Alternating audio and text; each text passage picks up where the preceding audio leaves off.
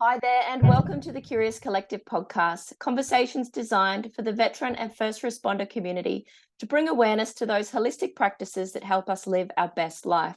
So tap into the wisdom and knowledge of our guests to heal, transform, and live as your true soulful self. Hi there, listeners, and welcome to another episode. Today with us, we have the amazing Andy Fermo from Invisible Injuries, which is another podcast which is high on my listen list. Welcome, Andy. Thanks for having me on your podcast, Katie. It's a real pleasure to be here, and I'm really grateful to have been invited to be a guest. Absolutely. And so I've met Andy a few times in the real and his beautiful family, and he's such a legend of a guy out there with a really strong message. So, Andy, can you share with the listeners that might not know you yet, what is it that you're out there doing in the world right now? Okay, so great question. So with what we do with Invisible Injuries, our charity was created from our lived experience and what my wife and I, who co-founded Invisible Injuries, wanted to be able to find in my own self-care, but also in the self-care of other people and how to navigate there, right? So I'm not a clinician, even though I've been curious as I've learned more about, the wellness and different modalities, is learning more about that knowledge, but also through that lived experience. So I come from a lived experience piece, as well as wanting to be able to lead by example, from that military and sort of ex-first responder background. Leading by example is a big thing. And for me, that's important. So what we're doing with Invisible Injuries is we support veterans, first responders, and their immediate support experiencing post-traumatic stress.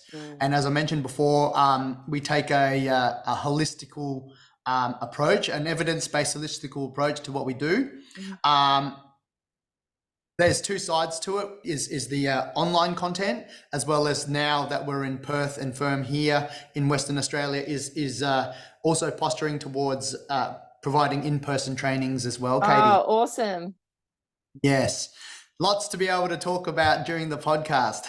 Yeah, and so with your own creation of your podcast that you put out there, what was your main intention when you started that? When we started, I'll give you a bit of a story, right? So what happened and how Invisible Injuries was created is that in 2018, I thought in the sort of years moving up from the Central Coast to Noosa, I had a really great self-care plan. I knew how to navigate to where I was. But moving to the Sunshine Coast, well, I didn't realize that it was going to be quite difficult in getting the specialist care that I needed, and then also trying to reestablish after such a big move interstate. So I started putting my own mental health and well-being aside, just to be able to focus on getting stuff done. At the end of 2018, a whole series of unplanned events sort of culminated in us losing our home and becoming essentially homeless along the one of the tier. And so we were in. My mental health was absolutely, it was rock bottom. We'd lost a home, lost a whole lot of money trying to do up a house, which we couldn't secure in the end. And we were camping out the back of a place called Kilkeven in the Sunshine Coast hinterland, licking our wounds, thinking, well, what the hell are we going to do? And my wife felt like running away. She said, I want to run. We're just in a bad spot here. And I said, well, look, I'm an ex-special forces soldier. Like I'm not a runner. I'm going to stay and fight. And, and she said, well, look, I know we're not in the best spot at the moment, but why don't we document your journey to recovery and growth? And then why don't we also just find out what people and your peers are doing in their own self-care, as well as being able to find out what's available in the area. That was one of the big things. And when we moved to the Sunshine Coast, it wasn't that their things weren't available. It's just that I suppose the accessibility and not knowing exactly where it was. But I think the big piece for me was that self-care in terms of specialist care. Having to wait for, say, a psych was really hard. So I needed something in between, which really at that point in time, there wasn't as much out there, or I wasn't in a mental space to be able to clearly navigate there. Yeah. So the idea of the podcast was to be able to sort of share my story, but there's only so many times you can share it. You can preface with that now, I realize, but it's also about connection with my peers that have gone through a similar journey. It doesn't need to be the same, but with the whole idea of yes, I served in, whether it was in the military or as a first responder or as an immediate support for someone, and some traumatic events have happened. And however traumatic event is that it's that person's trauma. So there's no judgment as to what that trauma was. My war was better than your war. There was more hardcore stuff, or that accident, had this. That's a big thing that it's taken a long time to learn, right? Of being non-judgmental of that. But essentially, it's the trauma we talk about and sort of skirt on the trauma to create the connection with the audience that something has happened.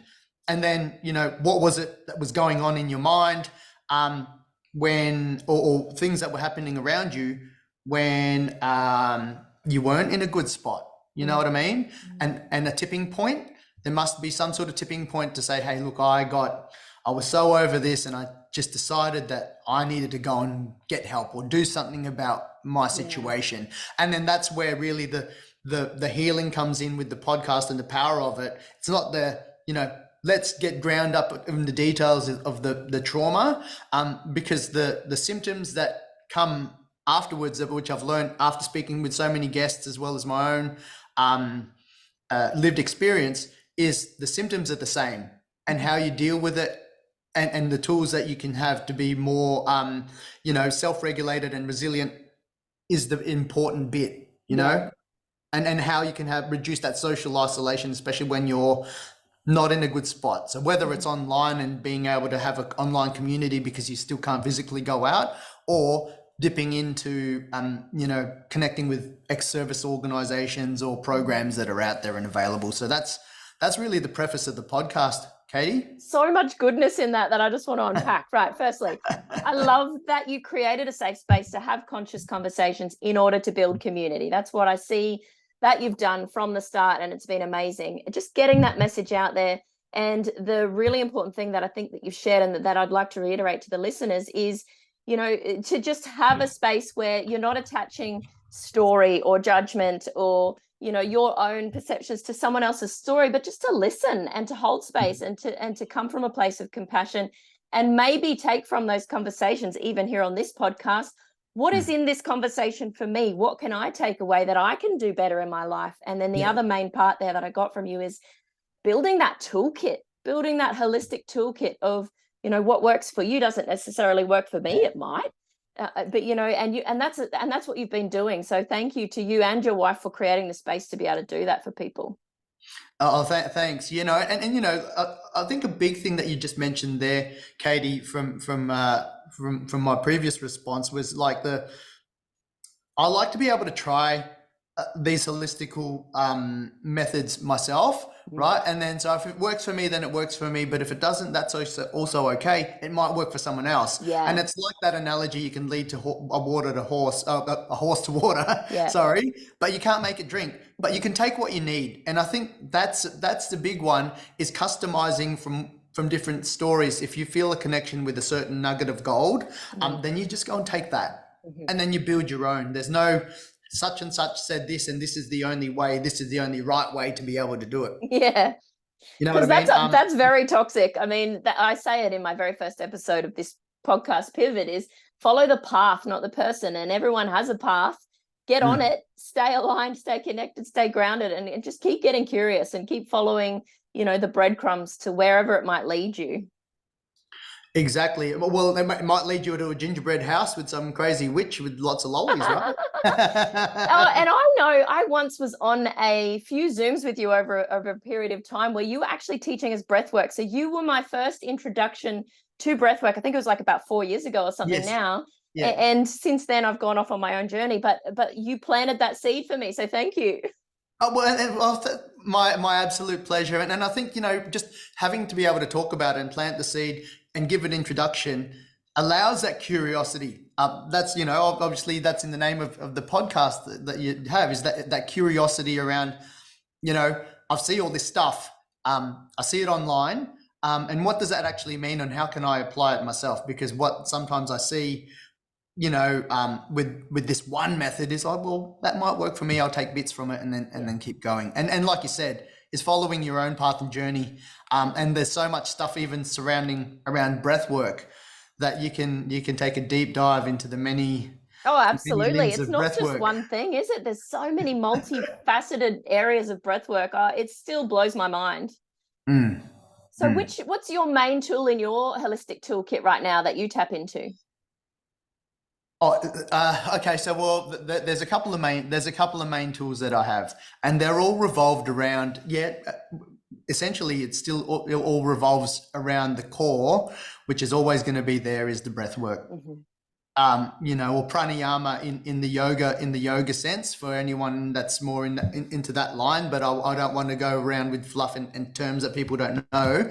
So the breath work, or active breathing, or conscious breathing, or mindful breathing, is connecting whatever it is that I'm wanting to be able to do, whether it's self-regulating if I'm stressed, or if I want to get into more of a meditative state as something, or if I'm pressed for time. I always find that the breath work is that most singular thing that I could go into. Like whether I wake up in the morning, I'll just share the flow. So then that way, people, you and the audience can sort of see where it is. When I say breath work, okay, well, like I'll wake up, and even before doing my triple S in the morning, right? The old good old military shit shower shave. I just lay in bed and I take a couple of breaths. And then with that breathing, with I'm still trying to wake up, is I always have it's three things I'm grateful for in the morning. But what I try and link that to is just a couple of waking morning breaths. I say hello to myself, and then I take, what am I grateful for, or set an intent for the day, because intent is different from the things that you're grateful for, right? And then just going on about what theme it might be. And then I start off with that. And depending on whether I've got enough time in the morning, whether I'm going to go to yoga or go to do some PT, or if I've got an early start doing some laboring work, it all comes down to how much time I've got, but if it's always linking in with the breath. So I think that's one of the main tools, and then everything else is built off that. I love that. And it's also a way to honor yourself in the morning. Thank you, body, for giving me this autonomic responsive breath. I am going to actually acknowledge you. Yeah. And I feel like as well, this is a cool thing to discuss, is how often do we actually not acknowledge the amazing functionality that our physical body gives us here in this plane? It's like, every single second, microsecond, there's amazing cellular reactions happening within our body that our breath enables. If we don't have the breath, we can't do all these other amazing things within our body. So to wake up and give gratitude to self and say hello to self, I think is a really powerful way to start the day.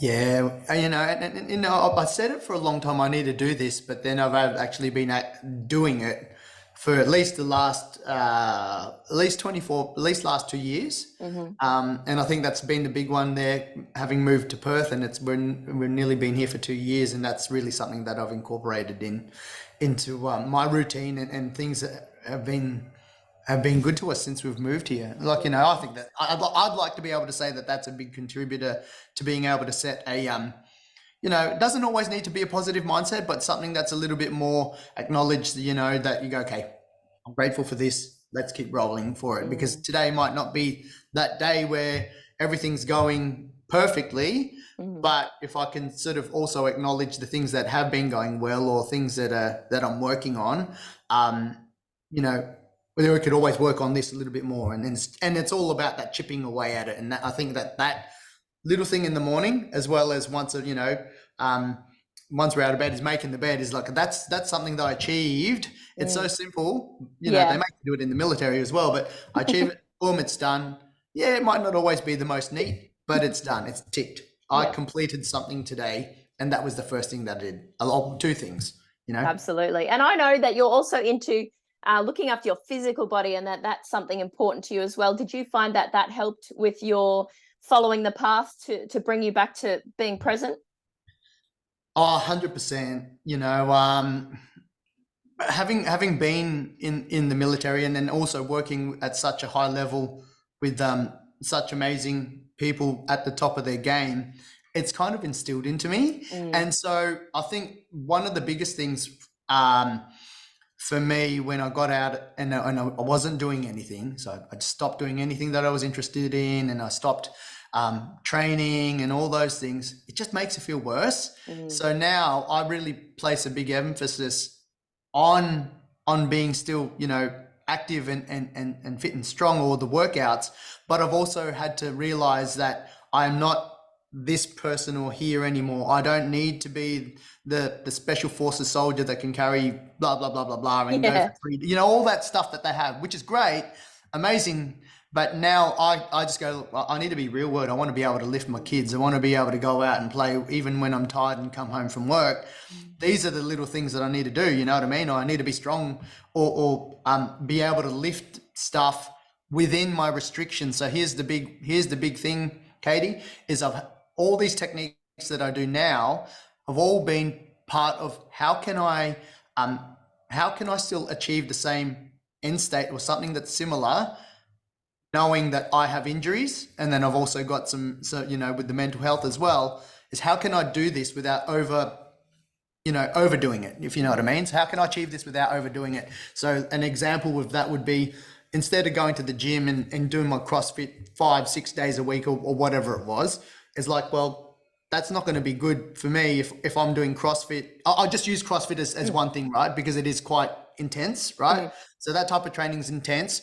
And then I go, oh, well, I'm going to go and labor, and smash, and do demolition on walls, which is very heavy on stuff there. And I'm like, well, that's really taxing on the body. Am I going to be doing physical, or can I do something that can allow my body to rest, and which is also a big important thing, and allow it still to maintain and still be strong, which 100%. is, and that's the big emphasis now on training for purpose that allows you to be mindful of injuries that you may have and still be able to do it, right? So, and the big thing is, sorry, you go.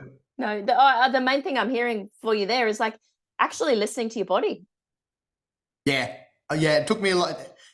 It's still a work in progress, but I think I listen to those other brain centers now. You mentioned it before we actually came onto the call, Katie, is about like, it's like, I'm more, the analogy is I'm more worried about the bloody power in my phone than where my energy is, right? So I just need to go, well, it's not just my brain that's telling me. I've got other, my heart center and then my gut that go, that, if someone gets a gut feeling, you got to listen to that. And for a long time, I ignored all these things just to have my, my logical brain say, oh, that's the logical thing to do, or that's the, military-esque, I need to find a solution for that straight away. I need to help. I need to fix. I need to help.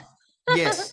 Yeah. That actually brings me to something else that I'd love to discuss with you, because I know that you've been heavily embedded in external support agencies and consulting and things like that.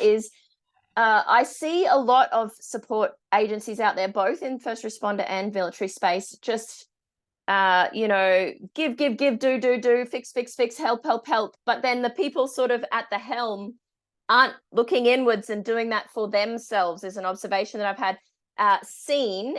I would love to talk into this with you and the importance of being an embodied leader or practitioner, or, as you mentioned right at the start, a role model within the community from that embodied space. Yeah. Amazing question, and I think that it's really important to be able to speak to the audience, especially if people have been, the listeners are thinking about doing some volunteer work or creating something themselves, or hosting activities.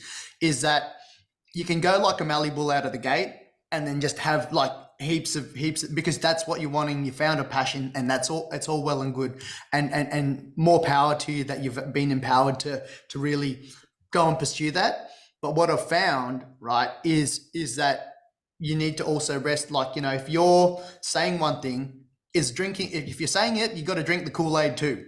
And you have to believe it. So if I'm saying you need to rest, then you need to be able to rest to do this. And that comes back to that leading by example. Because it is amazing to be able to go and do that. But also it can't be at the expense of the other things that you're doing. Just say, for example, I've got a young family. You've got to be able to have your family duties. You've got to have the work duties, and something that you might do in terms of volunteer work is you can only do so much of what you can do in your time. And, a lot of the guys, a few of your guests have also spoken to this in their own different ways, is that when you help people, what happens is if you help and you're helping and you're helping, you're not sorting yourself out, your cup becomes drained. Yeah. And then it drains quickly and there's nothing else left of you to be able to give because everyone's taken all your energy and you find yourself exhausted. I just breathe and just, I get excited. Okay, I love it. So then you find yourself really exhausted and burnt out. But if you take that step back and go, hey, look, I'm gonna do this, and I can only give what I can give if my cup's full. And I use that cup analogy because then that way it's quite easy. And that for me, that's what I can connect with. Is if my cup's full or close to full, the overflow that comes from that is what I'm willing to be able to happily give people. Yeah. And support them, because then that way it's like when they say, oh, put your mask on the plane first before you help out anything else. Or the captain of the ship's driving, but it's like, a thing there with parents. I'm always concentrating. The kids are my top priority, blah, blah, blah. I go, well, look, if they're always, yes, they're a priority, but if you're not looking after yourself, you find yourself burnt out. And the kids see and feel that energy. They fit 100%. And so that energy then transfers because you're feeling tired. And, a lot of the stuff that we talk about, without making it feel like it's too woo-woo, right, is that these things happen. And if we're talking about those examples, that's just that transference of energy in a different way, right? So that's what I'm with people in the ESOs that are doing that. It's great when you can do it, but it's just about, okay, look, let's just take that back step. And then also swimming in the lane, I think sometimes is I know that you did it recently, right? Is just having a online or social media reset or break, because I think sometimes you can get so, and you don't do it on purpose, but you go, okay, well, am I creating enough content that's helping people out?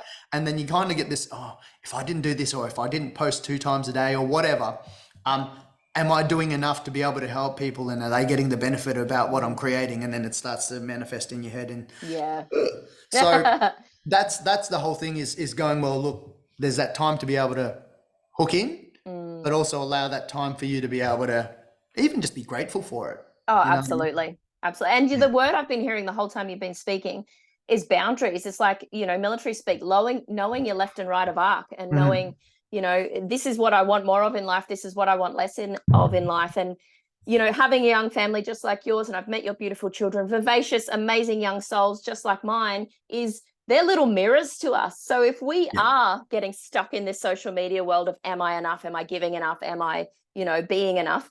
They mirror it back to you as like, with behaviors, and it's not their behaviors. They're sort of just showing you, stop, mum, stop, dad, stop, whoever. And like, here I am, look at me. I'm sure you've had it come up in your life. Oh, 100%. Like, just say it, even say at swimming. So if I've got some stuff to do and and I'm still, finishing off the work, it's like, oh, we'll take my daughter to swimming or whatever. And I always say, even come holiday time is if I'm trying to do some work, and I know that, just say on holidays, you're not as productive if you're working from home and you got the kids there. It just is, that's a fact. You've got to go with the flow. But the boundary, what you're talking about with the boundaries now is, now I'm like, hey, if you want to do this afternoon, right, what would you rather? Me not finishing what I'm doing now, right?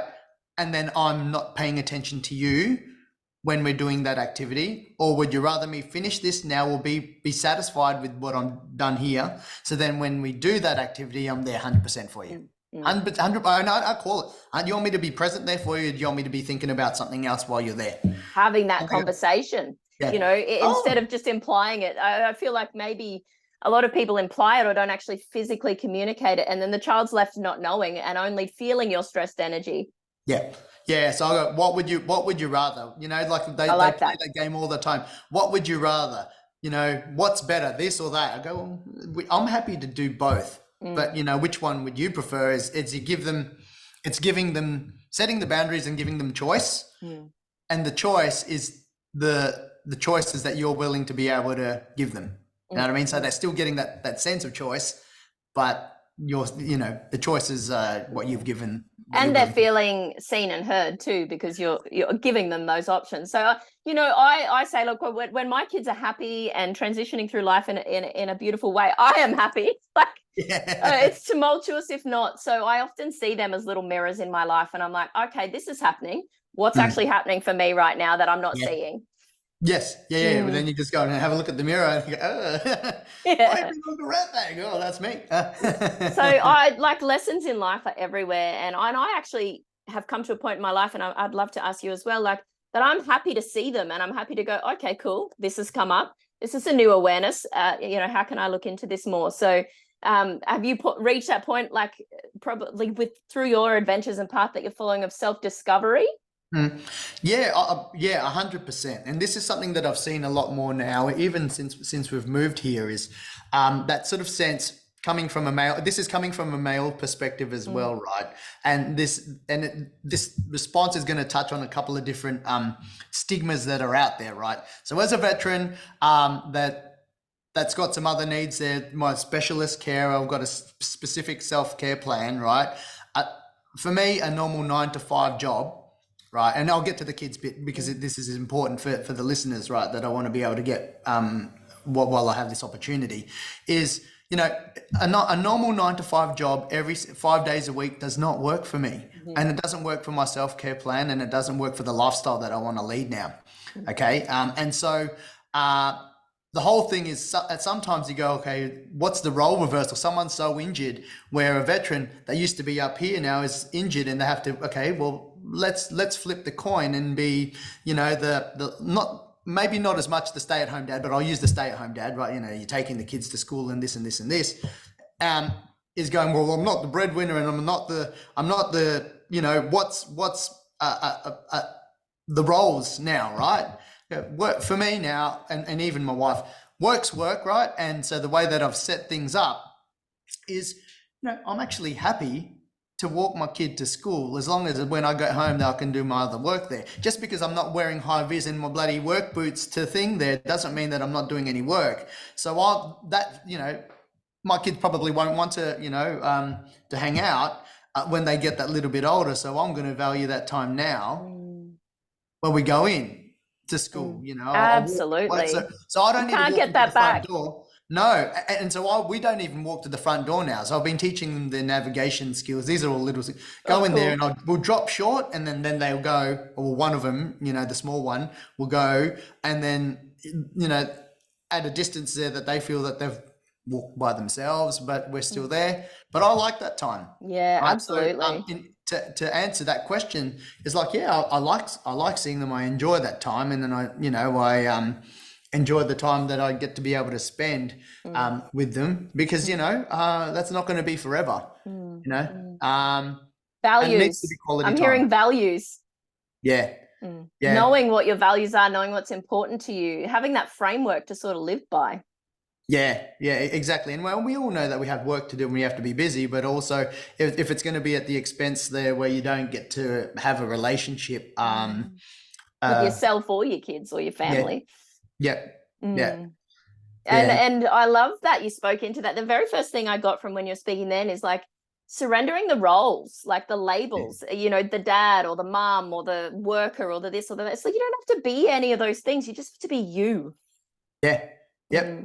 And that's what I've noticed with a lot more now, is just on that bit, which I kind of forgot about. And I've seen that now with a lot more dads will go in and take that time. If there's anything that COVID brought out in terms of the positive stuff, there is the flexibility to still be able to be productive. So you go, okay, well, look, if I'm more flexible and I've got time to be able to do this, I might feel that I'm not missing out on those times, because I still, I started half an hour later, but then I can make that up somewhere else.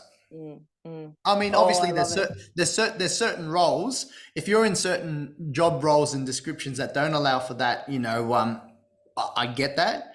But if you have the opportunity to be able to create that around it, and I'm speaking to now not just generic roles, this and that, is as a veteran that's had to be able to create a self plan that works around their own self-care plan and specialist appointments and health. That's what works for me now. You know what I mean? It's like the sum of several jobs is enough to be able, I get my shit done, and I don't need to explain myself to anyone else. Yes. I love that. I love that. You have dropped golden nuggets of wisdom throughout. And what I'll do in anywhere that this podcast is you can check down in the bio and links and check out Andy's podcast and Invisible Injuries, this amazing charity that he started with his beautiful family. And is there any parting words that you'd like to leave with our listeners before we say goodbye? I'd like to be able to thank you all. If you served in the military or as a first responder, thanks for your service. If you're someone there that's an immediate support for someone that's served or is currently serving, all the more to you. I think a big thing is the boundaries and some effective communication from a point of view that really sort of is more beneficial to moving forward, and being and you did say that before is the accepting and being more empathetic. That's a big one, and blokes find that a bit hard. The whole suck it up princess thing is and I still get that as well. Like I do like to have that as the throwaway bit of a joke, but then if you're talking real, that's the whole thing is being able to be more empowered. Yeah, that's what I'd like to say, and thank you so much for being able to have me share some lived experience, and hopefully some people, some of the listeners got some nuggets of wisdom there. Absolutely. Thank you so much, Andy, and thank you, listeners. Katie out. See you.